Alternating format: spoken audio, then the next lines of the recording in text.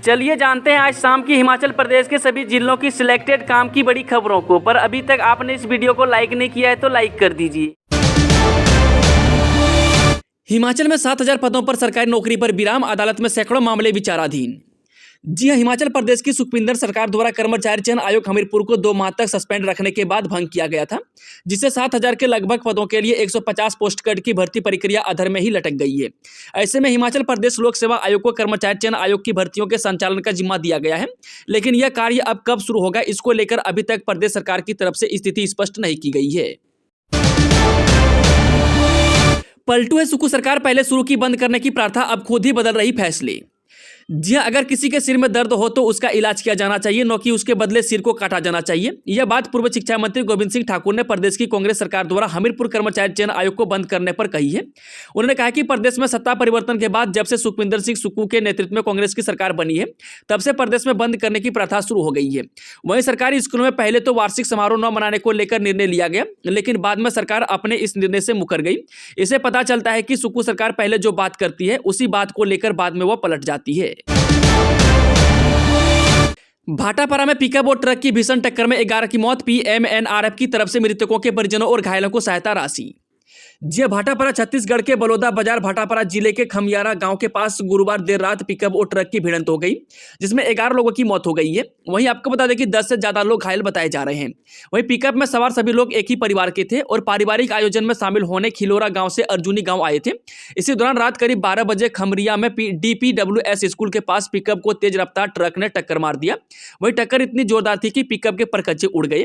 वही हादसे की सूचना मिलने के बाद देर रात भाटापारा पुलिस मौके पर पहुंची, घटना में दबे हुए घायलों को बाहर निकाला और उन्हें अस्पताल पहुंचाया। वहीं आपको बता दें कि मृतकों को पोस्टमार्टम के लिए भेजा गया है। भाटापारा SDOP सिद्धार्थ बघेल ने घटना की पुष्टि की है। पेपर लीक में फंसे आयोग के सचिव HAS अधिकारी को भी अब आरोपी बनाएगी विजिलेंस। जी हमीरपुर कर्मचारी चयन आयोग में सामने आए पेपर लीक के मामले में आयोग के सचिव रहे HAS अधिकारी जितेंद्र कंवर को भी आरोपी बनाया जा रहा है।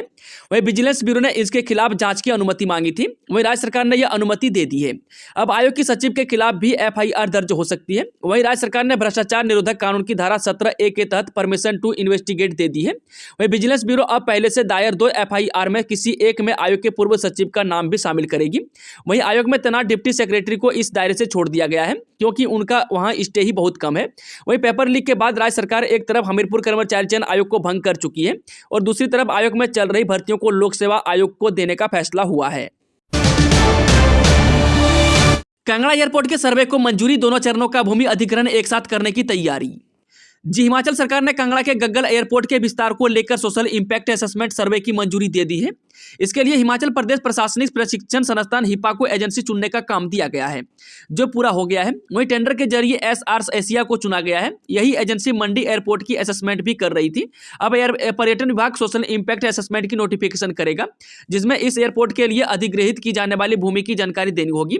दरअसल इस असेसमेंट के लिए कांगड़ा जिला प्रशासन ने 2 चरण बनाए थे और पहले चरण की रिपोर्ट पर्यटन विभाग को भेज दी है। इसके बाद मुख्यमंत्री सुखविंदर सिंह सुक्खू के निर्देश पर दूसरे चरण की रिपोर्ट भी मंगवाई गई और अब दोनों चरणों की सोशल इंपैक्ट असेसमेंट एक साथ होगी। इसके बाद भूमि अधिग्रहण का काम भी एक साथ ही किया जाएगा। वहीं गगल एयरपोर्ट की एयर स्ट्रिप वर्तमान में 1376 मीटर की है, जिसे 3100 मीटर करने की योजना है। संस्थानों की डिनोटिफिकेशन के विरोध में भाजपा का हल्ला, कांगड़ा में शुरू हुआ हस्ताक्षर अभियान। जे प्रदेश सरकार द्वारा कांगड़ा विधानसभा क्षेत्र में भाजपा के समय में खोले गए संस्थानों को बंद करने के विरोध में शुक्रवार को कांगड़ा भाजपा मंडल की बैठक स्थानीय विधायक पवन काजल की अध्यक्षता में संपन्न हुई। वहीं बैठक के पश्चात प्रदेश सरकार के इस निर्णय के खिलाफ हस्ताक्षर अभियान शुरू किया गया। वहीं बता दें कि बैठक को संबोधित करते हुए प्रदेश सरकार के खिलाफ जमकर नारेबाजी की गई।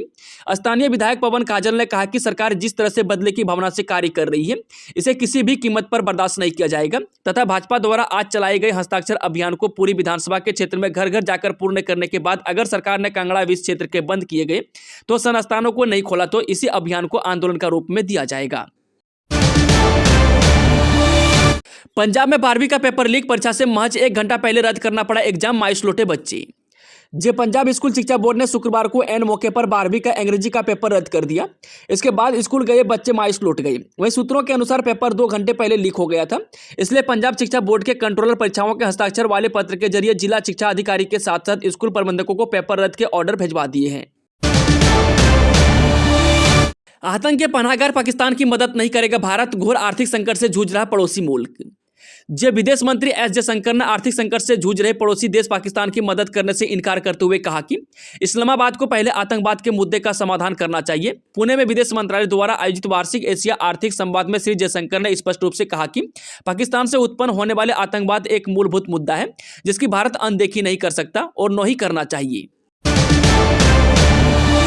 संजय ने नहीं खरीदा वीवीआईपी नंबर, अब धर्मवीर को मिलेगा 3 दिन का मौका, फिर बंद होगी नीलामी। जी हां, वीवीआईपी नंबर HP 0999 को दूसरी बोली लगाने पर दादा संजय कुमार ने भी नहीं खरीदा है। वह संजय कुमार के पास गुरुवार रात 12 बजे तक 30% रजिस्ट्रेशन फीस जमा करवाने का समय था, लेकिन देर रात खबर के लिखे जाने तक संजय कुमार ने रजिस्ट्रेशन फीस जमा नहीं करवाई थी। वहीं आपको बता दें कि संजय कुमार के बाद अब तीसरे बोलीदाता धर्मवीर की बारी शुरू हो जाएगी। वहीं धर्मवीर को भी रजिस्ट्रेशन फीस जमा करवाने के लिए परिवहन विभाग की ओर से 30 दिनों का समय दिया जाएगा। अगर तीनों में से कोई भी नंबर नहीं खरीदता है तो फिर इस नंबर के लिए दोबारा से नीलामी नहीं होगी। वहीं परिवहन विभाग की ओर से इस नंबर को बंद कर दिया जाएगा। आपको बता दें कि करोड़ों रुपए की बोली लगाने वाली बोलीदाता के खिलाफ अगली कार्रवाई भी परिवहन विभाग की ओर से की जाएगी। धूप खिलते ही चढ़ा पारा, ऊना का 30 डिग्री के पार, 25 से 27 तक बारिश के साथ अंधड़ का अलर्ट।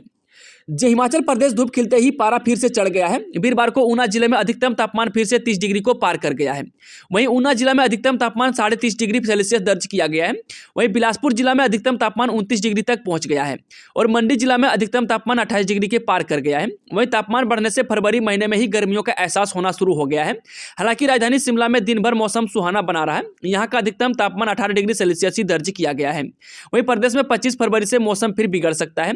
23 व 24 फरवरी को सभी भागों में मौसम साफ रहने के आसार हैं। वहीं मौसम विज्ञान केंद्र शिमला के अनुसार मध्य व उच्च पर्वतीय कई भागों में 25 से 27 फरवरी तक बारिश बर्फबारी की संभावना है। फंसी हुई भर्तियों निकालने की जद्दोजहद, मुख्य सचिव ने कर्मचारी चयन आयोग पर एक दिन में 2 बार की बैठक। कर्मचारी चयन आयोग हमीरपुर को निरस्त करने के फैसले के बाद अब फंसी हुई भर्तियों पर माथापच्ची शुरू हो गई है। वहीं मुख्य सचिव प्रबोध सक्सेना ने गुरुवार को 2 बार इस बारे में बैठक की। वहीं सरकार के सामने न सिर्फ रुकी हुई भर्तियों को पूरा करवाने की चुनौती है, बल्कि नई एजेंसी बनाने को लेकर मुख्यमंत्री द्वारा की गई घोषणा को पूरा करना भी एक चैलेंज है। वहीं गुरुवार को कार्मिक विभाग के साथ बैठक में मुख्य सचिव ने हमीरपुर के कर्मचारी चयन आयोग में नियुक्त कर्मचारियों से संबंधित मसले देखे। इससे पहले सरकार को ऐसी सूचनाएं भी मिली थी कि विजिलेंस जांच के कारण आयोग में नियुक्त कर्मचारियों को गेट के अंदर नहीं जाने दिया जा रहा है। उन्हें राज्य सरकार ने अब सरलेस पूल में डाल दिया है और भविष्य में यह किस विभाग में जाएंगे इसको लेकर इनसे विकल्प लिए जाएंगे। लेकिन जब तक वे किसी विभाग में नहीं जाते तब तक इसकी सैलरी कैसे निकलेगी, इन तकनीकी पहलुओं पर भी मुख्य सचिव ने निर्देश दिए हैं। हिमाचल में सेब खरीद की नई व्यवस्था, इस साल किलो या यूनिवर्सल कार्टन के हिसाब से खरीदने की तैयारी, APMC एक्ट में होगा प्रावधान। हिमाचल में इस साल सेब सीजन में बागवानों से किलो के हिसाब से या यूनिवर्सल कार्टन में सेब खरीदा जाएगा। वही सरकार इसकी सभी संभावनाओं को तलाश रही है। विश्वविद्यालय स्तर पर भी विचार विमर्श जारी है। वही सरकार इसमें बेस्ट पॉसिबिलिटी को देखकर उस व्यवस्था को लागू करेगी। इस नई व्यवस्था को लागू करने के लिए सरकार APMC एक्ट में भी प्रावधान करने जा रही है। इसकी प्रक्रिया शुरू कर दी गई है। चलिए वो चलते हैं आज शाम की आखिरी खबर। हमीरपुर के सैनिक राजकुमार पंचतत्व में विलीन, पैतृक गांव सलोनी में बेटे ने दी मुख अग्नि, शहीद अमर रहे के नारे से गूंजा शमशान घाट। हिमाचल के हमीरपुर जिला के शहीद राजकुमार पंचतत्व में विलीन हो गए हैं। उन्हें पैतृक गांव सलोनी में अंतिम विदाई दी गई। बेटे राघव ने पिता को मुख अग्नि दी। वहीं अंतिम विदाई के मौके पर पूरा गांव और शहीद के रिश्तेदार शमशान घाट पहुंचे। बड़सर विधायक इंद्रदत्त लखनपाल और SDM सचिव पाल शर्मा भी मौजूद रहे। वहीं आपको बता दें कि अंतिम संस्कार के समय शहीद अमर रहे के नारे भी लगे। दोस्तों, आज की शानदार खबरों का सिलसिला समाप्त होता है। अगर जानकारी पसंद आई तो वीडियो को लाइक, शेयर, चैनल को सब्सक्राइब जरूर करें।